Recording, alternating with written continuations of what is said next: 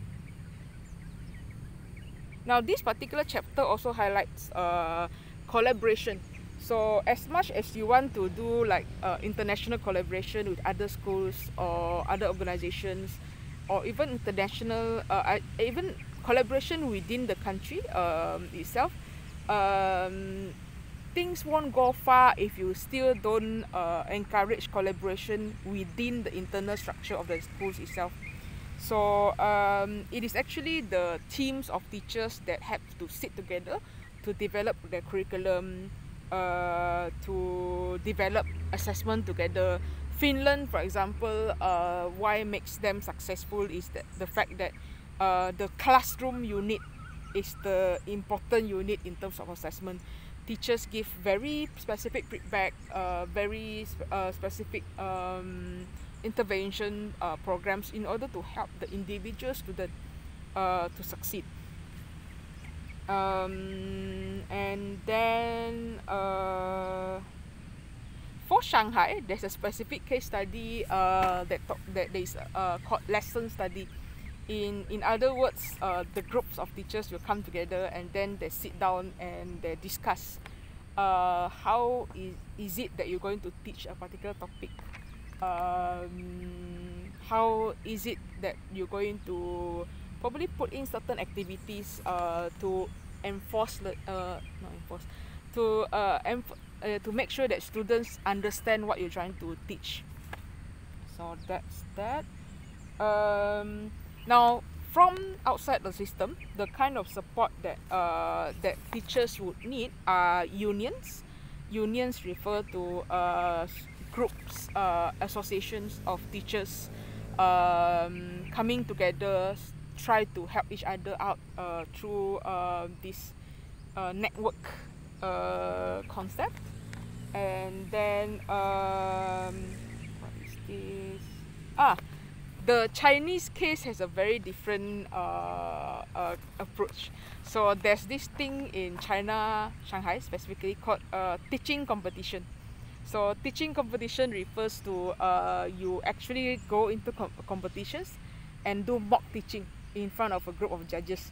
So if you are the winner of these teaching competitions, your photos will be put on the schools, and you are kind of like the icon for teaching.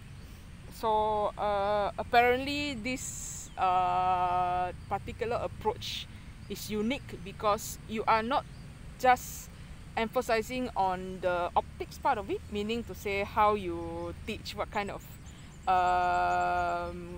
technology that you're going to use when you teach in the classroom, but actually the content that you try to deliver. And it kind of ticks, make something in me tick, because we always emphasizes on what tools do you need to teach, what presentation slides that we need to prepare. But for this particular teaching competition, it's actually the content delivery. How do you structure or group or cluster your content so that the students will enjoy the learning. Okay, next up. Now finally, when we might want to talk about feedback and appraisal. So in all these systems, feedback is very much informal. They do not make it into a big system. But Singapore does have a system though. Can't remember the acronym to it. So it's very peer focused. It's very much on how do you improve teaching from the perspective of by getting feedback from another teacher or a group of teachers. In Australia, for example, they have their own process in continuing the improvement for teaching. So you have your appraisal, you have your performance review, but at the same time you put in the review together with the professional development plan. So it means that if you are not good in preparing MCQs, multiple choice questions, you might be paired with another teacher who is very good at doing so, or you might be sent for training. There's a specific intervention that is written in order to help you to succeed. Okay. Now what else? And finally, this particular chapter actually highlighted one controversial, I would say, way to reward teachers. Compensation. This is a very specific case to Australia. There were two camps for this particular case. The first camp believes that if you are a performer, if you teach very well, your bonus, for example, should be given based on how you perform. But there's another camp also that argues that for you to do that, it means that you're opening that particular process up for abuse in many different ways. You can go and read through the notes that I will give you in e-learning. But the whole summary of this chapter, there are four main things to remember. Number one, professional learning for teachers has to be continuous and organized. Number two, learning among teachers has to be very collaborative. It has to be peer-to-peer learning. Much as we encourage our students to learn from one another, is the same for the teachers as well. Number three, it has to be peer-based, peer-led professional learning. In short, you can't expect the formal structure of the training to do everything in terms of professional development. You and your fellow teachers have to make the move also to learn from one another. And finally, the research component. Professional learning, professional development has to be evidence-based in order for you to achieve a quality teaching and learning experience. So that's that for the video. In the next video, I'm going to just give you some instructions on what to do for this particular week. So that's that. See you in the next video.